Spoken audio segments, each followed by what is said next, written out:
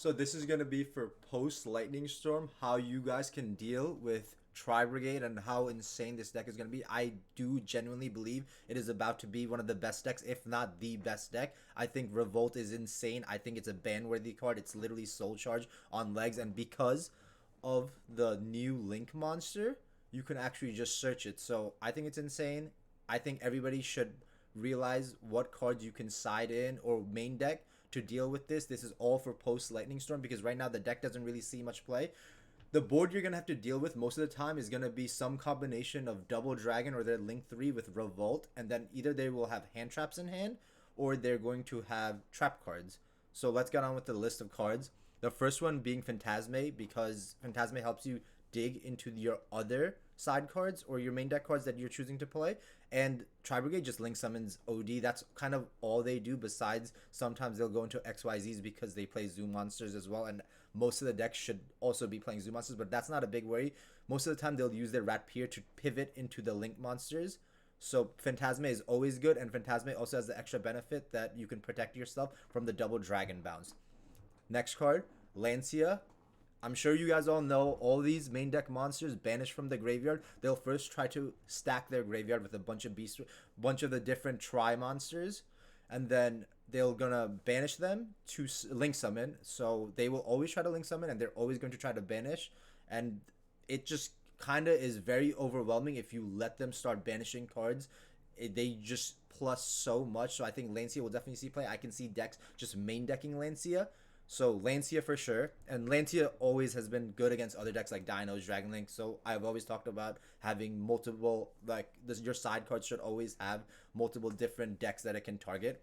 The next card, Bell. Bell's gonna be absurd because of just one reason only. It can hit Revolt. It can negate Revolt. Revolt is one of the best ways that they just keep like reoccurring advantage. This deck is so good at just reoccurring everything. They're gonna summon their Link 4. They're going to trigger all their effects that they just banished to some link summon whatever field that they want to. So Bell will definitely see play. If they're going to end on just Dragon Lord or their Link 3 and or a zoo or like a Dryden and then Revolt set, there's no way that they can stop the Bell. The only way they can stop the Bell is if they end on Appaloosa. Sometimes they will, and it will suck then. But yeah, Bell for sure. Effect Veiler and Permanence, both of these are the same thing. If you're going to play Phantasma, you probably want to lean towards Effect Veiler. If you're not going to play Phantasma, you lean towards probably playing both of them because these both stop all the trigger effects from all the little Tri-Brigade monsters. So that's good just in general. Preventing them from getting started, getting to the new Solid Assault is definitely one of the best ways to give yourself a chance at beating this deck. As soon as they start going off, every single monster just has graveyard effects. Everything just recurs.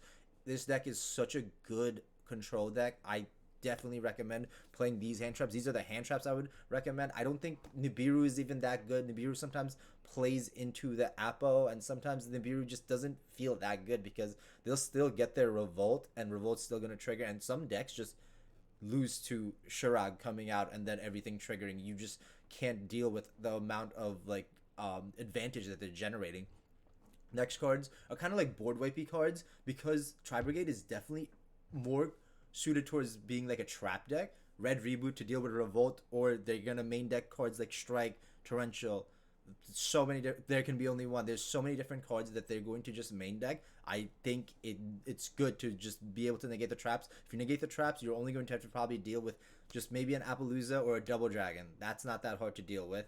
So Reboot and Duster, same thing, same concept. They're going to step 5, especially game 2 and 3. If they're going first, they're going to side in things like Anti-Spell or Judgment. So spell and trap removal is key. This is a card that I really like. Seen it in the OCG. I've been testing it. I definitely like it. It's good going first into the Tri-Brigade field because you could just set it and you could do the same thing Effect Veiler and Permanence is doing. Very good. And then when you're going second, you have it's even better than Impermanence and Veiler when you're going second because you have now a way to deal with Shurag coming out from Revolt and banishing a card. So it's proactive and reactive. That's always a good thing to see. You can probably just main deck this card in some of your decks. Forbidden Chalice, definitely a good card.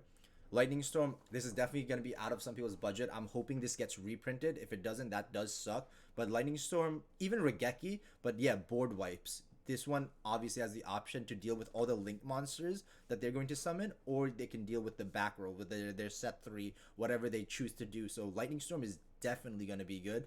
And my favorite card that I don't think a lot of people really know about, Mystic Mine. Mystic Mine is actually insane against this deck. I think out of all these cards I showed you, there's probably other cards, but Mystic Mine is the best card to beat the Tri-Brigade deck after Lightning Overdrive drops.